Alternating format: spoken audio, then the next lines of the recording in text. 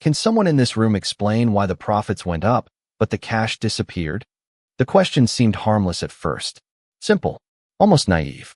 Yet within 3 minutes, an entire billion-dollar acquisition was brought to a halt. The boardroom on the 42nd floor of Sterling Capital had been filled with confidence only moments earlier. Floor-to-ceiling windows overlooked downtown Chicago, where the late afternoon sun painted the glass towers in shades of gold.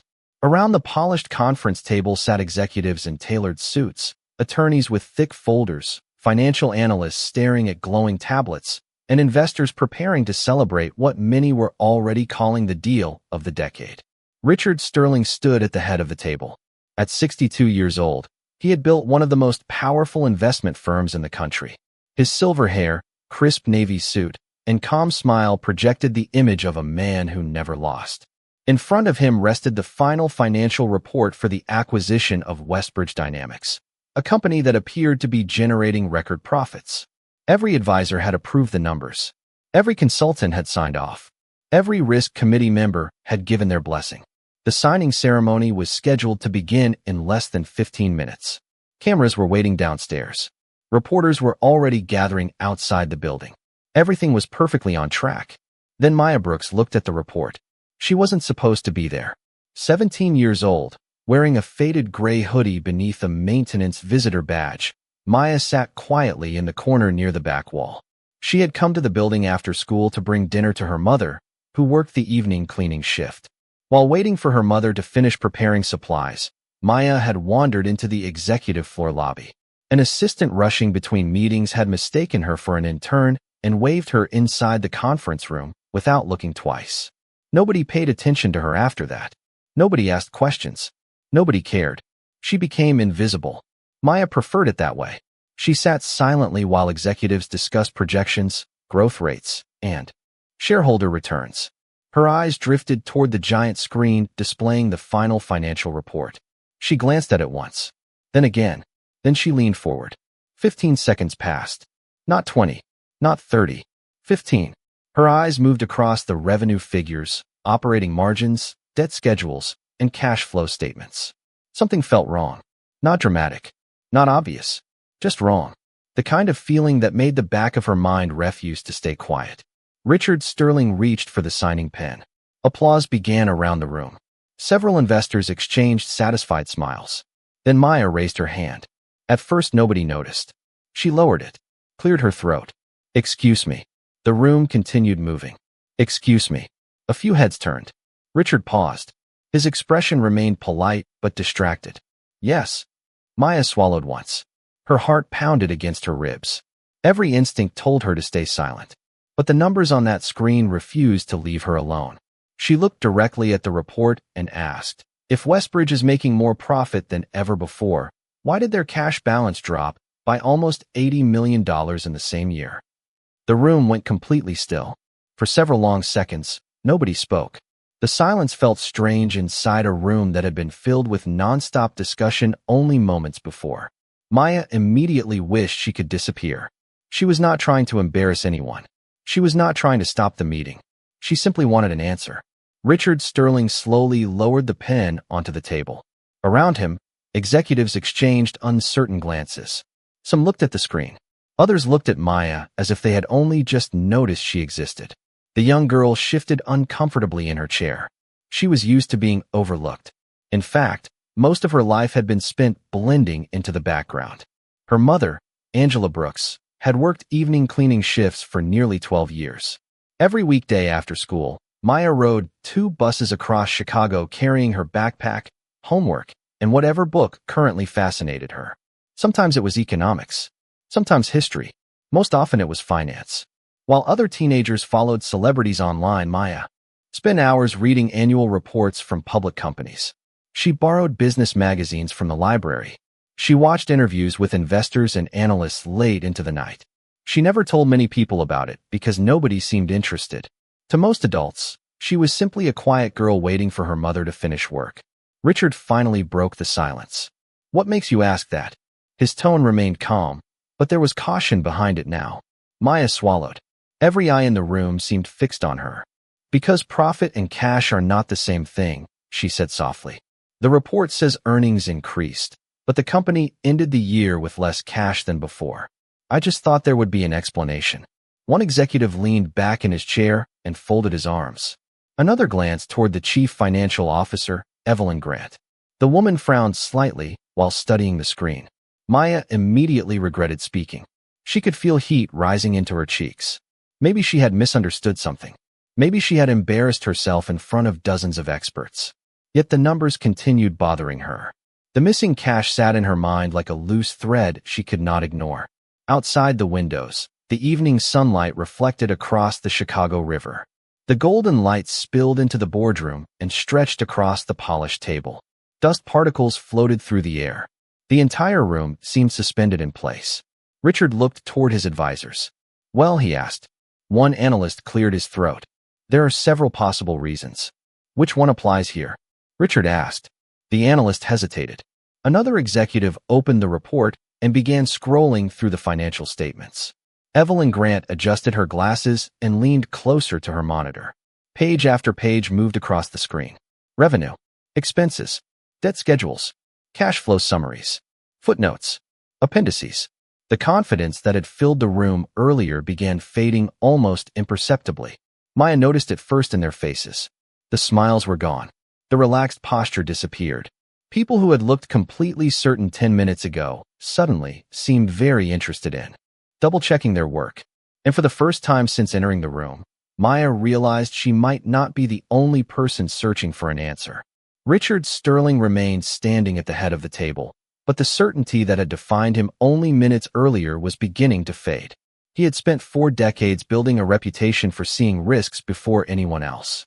Investors trusted him because he rarely hesitated. Competitors feared him because he rarely made mistakes. Yet now an unexpected question from a 17-year-old girl had interrupted the most important deal of the year. Across the room, Evelyn Grant continued reviewing the report. Her fingers moved quickly across the keyboard while spreadsheets filled her monitor. The chief financial officer was known for precision. She disliked surprises. The deeper she looked, the more her expression tightened. Richard noticed immediately. "Evelyn?" he asked. She did not answer right away. Several executives exchanged nervous looks. Daniel Price, the lead advisor who had championed the acquisition from the beginning, leaned back in his chair with visible impatience. "We are wasting valuable time," he said. "Every major transaction has minor accounting variations. That does not mean the deal is flawed." His voice carried the confidence of someone accustomed to being the smartest person in the room. He glanced toward Maya and offered a thin smile. "No offense, young lady, but corporate finance is a little more complicated than reading numbers on a screen." A few people nodded politely. Maya lowered her eyes. She had heard versions of that sentence before. Teachers who assumed she could not understand advanced material. Strangers who spoke to her mother but never to her. Adults who looked at her hoodie, her visitor badge, and the color of her skin before deciding how much attention she deserved. Still, she remained quiet. She was not there to prove anyone wrong. She only wanted to understand the numbers. Evelyn suddenly stopped typing. The room fell silent again. She zoomed into one section of the report and stared at it for several seconds. Then she opened another document. Richard stepped closer. "What did you find?" he asked. Evelyn did not immediately respond. Outside, the sun dipped lower behind the skyline, casting long shadows across the conference table. The golden light that had once felt warm now seemed sharp and cold. Finally, Evelyn spoke. "The operating profits are real." Daniel Price smiled. "Exactly," but Evelyn continued. "However, the cash movement does not match the earnings trend." Daniel's smile faded. She clicked through several pages. "There is a significant transfer listed under a subsidiary account." Richard frowned. "How significant?" Evelyn turned her monitor slightly so others could see. Numbers filled the screen. Rows and rows of figures stretched across multiple quarters. $78 million, she said quietly. Nobody moved. Nobody spoke. Daniel leaned forward. "That cannot be right." Evelyn opened another file. "I thought the same thing." Her voice remained calm, but tension had entered the room. "The transfer appears legal, but I cannot immediately determine where the funds ultimately ended up." Richard looked toward the giant screen at the front of the room. Then he looked back at Maya. For the first time, he was not seeing a teenager sitting in the corner. He was seeing the person who had forced everyone else to stop and look closer. And somewhere deep inside the growing silence, an uncomfortable realization began taking shape. The deal was no longer the certainty everyone thought it was. Daniel Price pushed his chair back and stood. The movement was small, but it immediately drew attention. He walked toward the large screen at the front of the room, straightening his jacket as he studied the numbers Evelyn had highlighted. "This is being blown out of proportion," he said. $78 million sounds dramatic until you understand the scale of this company. His voice was steady, practiced, reassuring. For a moment, several people seemed relieved to hear it. Confidence was contagious, and Daniel had spent years selling confidence. "There are dozens of legitimate explanations," he continued. "Asset transfers, expansion projects, temporary restructuring. We should not derail a $2 billion acquisition because..." Someone noticed one line item. His eyes briefly drifted toward Maya. The glance lasted less than a second, but she felt it. The message was clear. "You do not belong in this conversation." Maya lowered her gaze to the report again. She wished she had never spoken. The room felt larger now, colder somehow. The executives around the table carried degrees from elite universities. Many managed billions of dollars. She was a high school student waiting for her mother to finish work. Yet the numbers still bothered her. Something refused to fit. Richard Sterling remained silent. He had learned long ago that the most important moments in business often arrive disguised as small details. He looked at Evelyn. "Can you trace the transfer?" She nodded slowly. "I am trying." Her fingers moved rapidly across multiple spreadsheets. New windows opened. Additional records appeared. One by one, supporting documents filled her screen. The room watched. Nobody checked their phones anymore. Nobody whispered. The energy had changed completely. A deal that seemed finished now felt uncertain. Outside the glass walls, downtown Chicago was beginning to glow with evening lights. Traffic flowed through the streets below like streams of red and white ribbons. Inside the boardroom, the only sounds were keyboards and the low hum of the building's ventilation system. Then Maya noticed something. Her eyes narrowed. She leaned forward slightly. A note attached to one of the subsidiary reports caught her attention. It was small, easy to miss, buried beneath several pages of disclosures. She hesitated. Every instinct told her to stay quiet this time. But the feeling returned. The same feeling she had experienced 15 minutes earlier. "Excuse me," she said softly. Nobody responded at first. Then Evelyn looked up. "What is it?" Maya pointed toward the screen. "Can you open the supporting notes under the subsidiary transfer?" Daniel sighed audibly. Several executives exchanged looks. Richard, however, nodded toward the display technician. A moment later, the note appeared on the giant screen. The room leaned forward. Maya read silently for several seconds. Then her stomach tightened. The transfer had not gone into operations. It had not gone into expansion. It had not gone into equipment or research. The funds had been routed through a separate holding entity with no meaningful business activity. Evelyn stared at the screen. Her expression changed instantly. Daniel stopped speaking. Richard stepped closer. "What is it?" he asked. Evelyn swallowed once before answering. "I think we have been looking in the wrong place." The silence that followed felt heavier than anything that had come before. The temperature in the boardroom seemed to drop even though nothing had changed. Nobody reached for a coffee cup. Nobody checked a phone. Every pair of eyes remained fixed on the screen. Evelyn Grant opened the records connected to the holding entity and slowly scrolled through the transaction history. The glow from the monitor reflected across her glasses as line after line of financial data appeared. Richard Sterling stood beside her chair. Daniel Price remained motionless near the conference table, but the confidence that had filled his voice earlier was becoming harder to find. "What exactly are we looking at?" Richard asked. Evelyn exhaled slowly. The money was transferred legally on paper, but the destination raises questions. She enlarged another section of the report. Several executives leaned forward. Maya watched quietly from her seat near the wall. She wished she could understand everything appearing on the screen, but much of the documentation was beyond her experience. Even so, one thing felt obvious. Nobody in the room had expected this. Nobody had seen it coming. A senior attorney adjusted his glasses. "This holding company does not appear in the primary disclosures." Another advisor frowned. "That cannot be right." Evelyn clicked again. Additional records appeared. "Unfortunately, it is." The room fell silent. Richard looked toward Daniel. Were you aware of this entity? Daniel immediately shook his head. No. I reviewed the executive summary and the audited statements. Did your team examine the supporting disclosures? Richard asked. Daniel hesitated. The pause lasted only a moment, but everyone noticed it. We reviewed the materials provided. The answer did not satisfy anyone. Outside the windows, darkness was settling across Chicago. The city lights sparkled against the glass like scattered stars. Inside the conference room, however, the atmosphere had become increasingly tense. One analyst opened his laptop and began running calculations. Another pulled up archived filings from previous years. The deeper they searched, the more questions emerged. The missing funds had not disappeared. They had simply moved somewhere nobody had been paying attention to. Richard folded his arms and stared at the screen. His expression remained calm, but his eyes revealed concern. How much of the projected valuation depends on these earnings figures? He asked. Evelyn entered several commands into her spreadsheet. Numbers shifted. Charts recalculated. The answer appeared seconds later.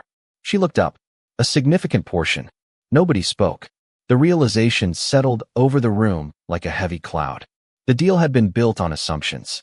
Those assumptions were now being challenged. Maya glanced toward the report again. Something else caught her attention. Several pages earlier, she remembered seeing a reference number attached to the transfer.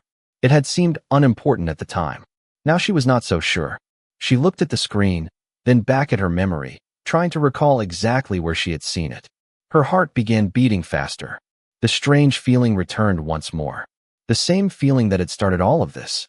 Somewhere inside hundreds of pages of disclosures, there was still a missing piece. And for reasons she could not explain, Maya was beginning to suspect that the real answer had not yet been found. The room grew quieter with every passing minute. The urgency that had filled the boardroom earlier had vanished completely. Nobody talked about signing ceremonies anymore. Nobody mentioned reporters waiting downstairs. The deal that had seemed inevitable now sat untouched on the conference table. Richard Sterling walked slowly toward the floor-to-ceiling windows overlooking the city. Thousands of lights stretched across Chicago beneath the darkening sky. Normally, views like this reminded him of success. Tonight, they reminded him of responsibility. Behind him, Evelyn Grant continued tracing transaction records. The glow from multiple monitors illuminated the room with pale blue light. One by one, additional executives joined the review. Expensive watches rested beside open laptops. Jackets hung over chairs. Coffee cups sat forgotten. Hours of confidence had been replaced by careful silence. Maya remained seated near the wall. Nobody had asked her to leave. Nobody had asked her another question either. For the first time all evening, she felt invisible again. Strangely, she preferred it. She watched the adults work while trying to organize her own thoughts. The report kept replaying in her mind.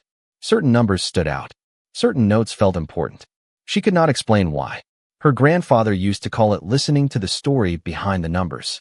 Years ago, before he passed away, he would sit with her at the public library and teach her how businesses told stories through financial statements. Revenue was part of the story. Expenses were part of the story. Cash was often the truth. Always follow where the money goes, he would say. People can explain profits. Cash is harder to explain. The memory surfaced now as clearly as if he were sitting beside her. Maya stared at the giant screen. Somewhere in the hundreds of pages was a detail everyone else had overlooked. She could feel it. Not because she was smarter than the people in the room. She knew she was not. These executives had decades of experience. But sometimes experience created assumptions. Sometimes assumptions caused people to stop asking questions. A soft clicking sound broke the silence. Evelyn had opened another linked document. A reference number appeared at the bottom of the screen. Maya immediately sat up straighter. Her eyes widened slightly. She had seen that number before. Not in the report. Somewhere else. Richard noticed the movement. What is it? He asked. The room turned toward her again. Maya hesitated. She hated being the center of attention. Her hands tightened around the straps of her backpack. I am not sure, she admitted. But I think I have seen that reference number. Before. Evelyn looked interested. Where? Maya searched her memory. Images flashed through her mind. Hallways. Elevators. Printed pages. Then suddenly she remembered. Earlier that afternoon, while waiting for her mother, she had been sitting near the executive reception desk. A stack of documents had been left unattended beside the printer. She had not read them closely, but one page had been visible. A page with the exact same reference number. Maya slowly looked up. I think it was attached to a document that was not included in this report. The silence that followed felt deeper than before, because everyone in the room understood the same thing at exactly the same moment. If there was another document, then the real story might still be hidden. Richard Sterling looked at Maya for several seconds before turning toward the executive assistant standing near the door. Find every document connected to that reference number, he said. The assistant immediately left the room. Nobody questioned the request. At this point, nobody wanted assumptions. They wanted answers. The boardroom remained silent as minutes passed. Evelyn continued reviewing records while analysts searched internal databases. The atmosphere felt completely different from the confident meeting that had begun earlier. What was supposed to be a celebration had become an investigation. Maya sat quietly with her backpack resting against her knees. Part of her wished she were somewhere else. Another part needed to know what happened next. 20 minutes later, the door opened. The assistant returned carrying a thin folder. This was archived separately from the acquisition package, she said. Richard took the folder and handed it directly to Evelyn. The chief financial officer opened it carefully. The first few pages contained legal language. The next pages contained ownership structures. Then she reached the final section. Her eyes stopped moving. The color drained from her face. What is it? Richard asked. Evelyn slowly turned the folder toward him. You need to see this. Richard scanned the page. His jaw tightened. Around the table, several executives leaned forward. Daniel Price stood, motionless. Nobody spoke. Finally, Richard placed the folder on the conference table. Explain it, he said quietly. Evelyn took a breath. The holding company is not independent. She pointed toward the ownership chart. It is controlled through a chain of entities connected to senior executives inside Westbridge Dynamics. The room froze. One analyst immediately opened a calculator. Another pulled up valuation models. Numbers began changing across screens throughout the boardroom. The implications became clear almost instantly. The $78 million had not been supporting business growth. It had been moved into related entities that were never properly disclosed during negotiations. How much does this change the valuation? Richard asked. Evelyn entered several revised assumptions into her model. Everyone watched the screen. A few seconds later, the updated figure appeared. Nobody said a word. The difference was staggering. The company's Sterling Capital plan to acquire was worth hundreds of millions of dollars less than originally presented. Daniel finally found his voice. There has to be another explanation. But even he sounded unconvinced. The evidence sat directly in front of him. Every document pointed to the same conclusion. The earnings story investors had been told was incomplete. The hidden structure changed everything. Richard looked across the room toward Maya. For a long moment, neither spoke. Then Richard asked the question nobody expected. What made you notice it? Maya felt dozens of eyes turn toward her. She hesitated before answering. I did not notice something special, she said softly. I was only confused. If a company says it is making more money, but has less cash, I thought there had to be a reason. The simplicity of the answer settled over the room. All evening, experts had searched for complex explanations. Yet the breakthrough had begun with a basic question asked by someone willing to admit she did not understand. And in that moment, every person in the boardroom realized the same thing. The most important insight of the night had come from the one person nobody thought mattered. The boardroom remained quiet long. After the discovery, nobody rushed toward another conclusion. Nobody celebrated. The excitement that had surrounded the acquisition had disappeared, replaced by something more valuable, clarity. Richard Sterling slowly returned to his seat at the head of the table. For the first time that evening, he closed the financial report and folded his hands in front of him. The city lights reflected across the glass walls behind him, casting soft patterns across the polished surface of the conference table. Around him sat some of the most experienced professionals in the industry, yet all of them seemed to be thinking about the same person. Maya Brooks remained near the wall, still holding her backpack. She looked uncomfortable with the attention. She had never expected to spend her evening inside a boardroom. She certainly had not expected to become part of a discussion involving hundreds of millions of dollars. Richard finally broke the silence. The acquisition is suspended effective immediately. Nobody objected. The decision was unanimous before it was even spoken. Several executives nodded.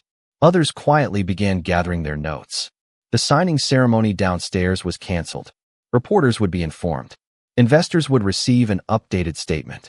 The company would conduct a full review before making another move. A mistake had been avoided. A very expensive mistake. As people began leaving the room, Richard remained seated. His eyes followed Maya as she stood and adjusted the strap of her backpack. She looked ready to leave without saying another word. "Maya," he said. She stopped. Every person still in the room turned toward her again.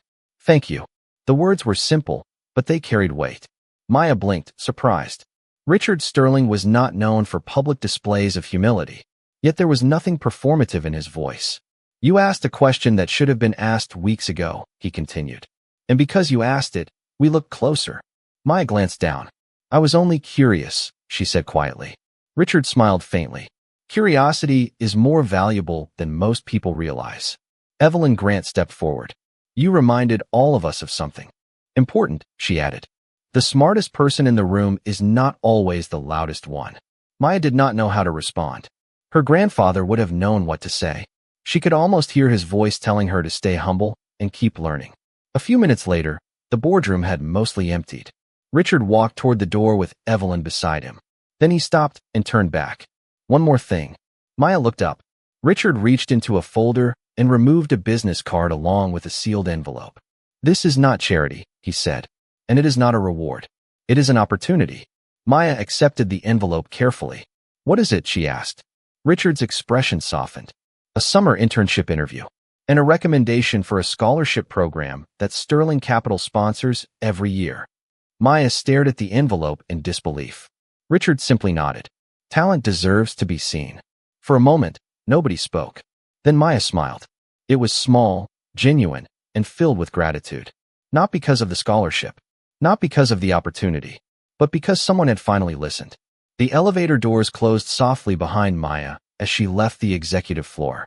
For the first time all evening, the noise of the boardroom disappeared. The quiet felt almost unreal. She looked down at the envelope still resting in her hands and gently ran her fingers across the sealed edge. Part of her wondered whether any of it had actually happened. Just a few hours earlier, she had walked into the building carrying a backpack, a math notebook, and a container of homemade dinner for her mother. Now she was leaving with an opportunity she had never imagined. The elevator descended floor by floor, the numbers glowing above the door. When it reached the service level, Maya stepped into the familiar hallway where cleaning carts lined the walls and fluorescent lights hummed overhead. It felt comforting, familiar, real. Her mother, Angela Brooks, was organizing supplies near a storage room when she saw Maya approaching. "There you are," she said with a relieved smile. "I was starting to worry." Maya smiled back. For a moment, she did not know where to begin. How could she explain everything that had happened? Angela noticed the envelope immediately. "What is that?" she asked. Maya looked down at it and laughed softly. "Honestly, I am still trying to figure that out." Together they walked toward the employee exit. Outside, the evening air was cool. A gentle breeze moved between the buildings while traffic rolled steadily through downtown Chicago. The city seemed different now, though nothing had actually changed. People hurried along sidewalks. Streetlights reflected on the pavement. A train rumbled across elevated tracks in the distance. Life continued exactly as it had before. Yet for Maya, something had shifted. At the bus stop, Angela finally opened the envelope. She read the contents once. Then again, her eyes filled with emotion. Not because of the scholarship recommendation, not because of the internship interview, but because someone had recognized what she had always seen in her daughter. "Your grandfather would be proud," she whispered. Maya looked toward the city skyline glowing against the night sky. She thought about the countless evenings spent in libraries, the old business magazines, the financial reports, the questions that nobody else found interesting. She thought about how many times people had overlooked her without ever asking what she knew. Strangely, she did not feel angry about any of it. She simply felt grateful. A city bus pulled to the curb with a soft hiss of brakes. Maya and her mother climbed aboard and found seats near the back. As the bus pulled away, the lights of Sterling Capital slowly disappeared behind them. High above the city, in a boardroom filled with experts, a billion-dollar mistake had been avoided because one young girl had been willing to ask a simple question. Maya rested her head lightly against the window and watched the reflections drift across the glass. Beside her, her mother held the envelope carefully in her lap. Neither of them said much during the ride home. They did not need to. Sometimes the most important victories arrive quietly. Like a question, like a chance, like a door opening when nobody expected it to. And as the bus disappeared into the sea of city lights, Maya smiled at her reflection in the window and looked forward to whatever came next.